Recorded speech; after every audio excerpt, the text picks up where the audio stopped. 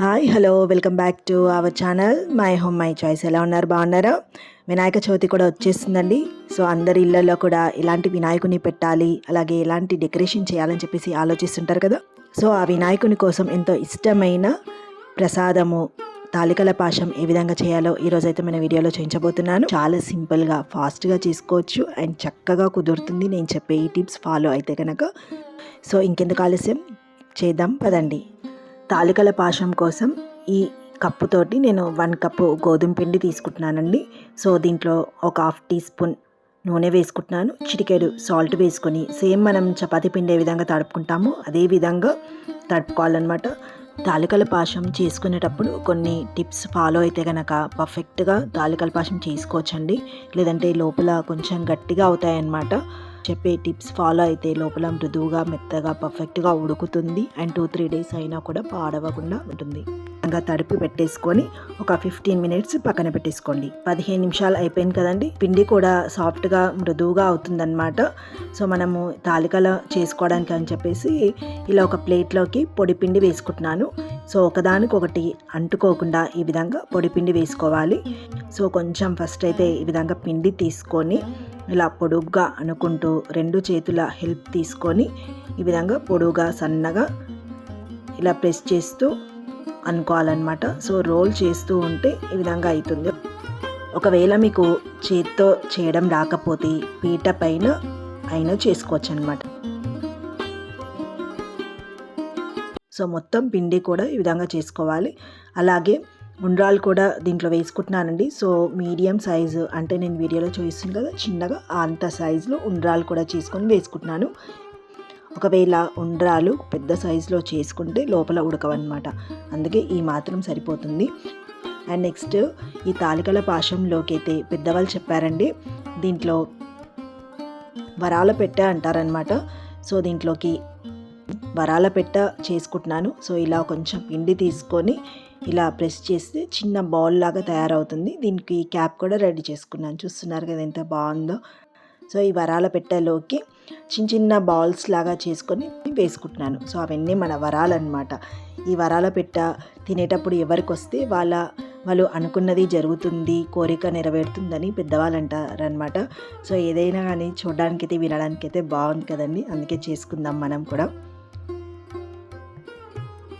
ఇలా ప్రిపేర్ చేసుకున్న తర్వాత దీని పిండితోని ఈ విధంగా మొత్తం క్లోజ్ చేసుకోవాలన్నమాట. అంటే ఓపెన్ కాదు, సపరేట్ కాకుండా. సో ఒకటి ఇలా స్పూన్ అనమాట, ఇంకొకటి చిన్న బౌల్ చేసుకొని రెడీ చేసి పెట్టుకోవాలి. పాయసం చేసేటప్పుడు అడుగంటిపోతుందన్నమాట. అందుకని కొంచెం మందంగా ఉండే గిన్నె తీసుకొని వాటర్ వేసుకోవాలి. 1 కప్పు పిండి తీసుకుంటున్నాను కదా, సో 4 నుంచి 5 కప్పుల వాటర్ పడుతుందన్నమాట. వాటర్ బాగా మరిగిపోయేటప్పుడు దీంట్లోకి 1 కప్పు షుగర్ యాడ్ చేసుకుంటున్నాను. షుగర్ ప్లేస్లో మీరు బెల్లం కూడా యాడ్ చేసుకోవచ్చు అనమాట, సేమ్ ఈ విధంగానే. కానీ బెల్లం వేసుకునేటప్పుడు ఏంటంటే కొంచెం సపరేట్గా వేడి చేసుకొని ఫిల్టర్ చేసుకొని దీంట్లోకి యాడ్ చేసుకోవాలన్నమాట. నెక్స్ట్ దీంట్లో షుగర్ అనేది కొంచెం వేడెక్కి మరిగినాక ఒక పొంగు వచ్చాక దీంట్లోకి రెడీ చేసుకున్న తాలికలు కూడా దీంట్లో వేసుకోవాలండి. ఒక్కసారి కలిపేసుకుందాము.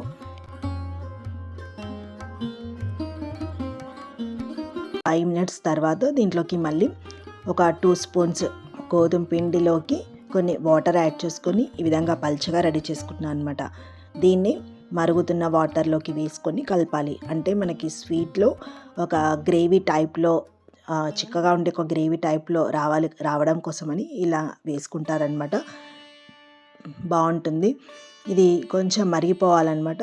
దీంట్లో షుగర్ అండ్ పిండి ఇదంతా కొంచెం ఒక 50-60% ఉడకాలండి. మంచిగా ఉడికిన తర్వాత దీంట్లోకి దంచిన ఇలాచీ పౌడర్ వేసుకోవాలి. సో ఇది మెల్లగా ఉడుకుతుంది. అయితే తాలికలు చేసుకున్నప్పుడు అండి మరి సన్నగా చేసుకోవద్దు, అలాగే ఎక్కువ మందంగా కూడా చేసుకోవద్దు అనమాట.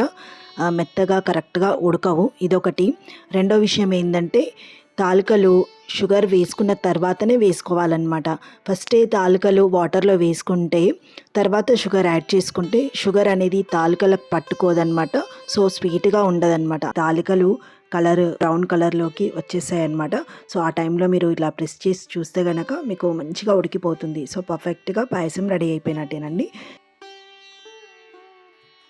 ఇది పక్కన పెట్టేసి దీంట్లోకి కావాల్సిన డ్రై ఫ్రూట్స్ని మనము నేతిలో వేయించుకుందాము.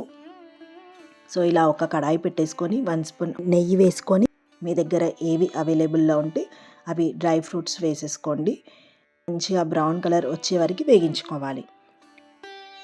నెక్స్ట్ ఆల్మోస్ట్ ఇంకా మనకి పాయసం అయిపోయింది అన్న టైంలో వేయించిన డ్రై ఫ్రూట్స్ పాయసంలోకి వేసుకొని కలుపుకోవాలండి.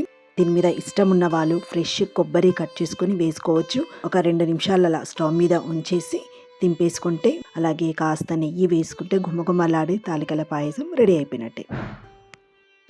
చూసారు కదా ఎంత ఈజీగా చేసుకోవచ్చు.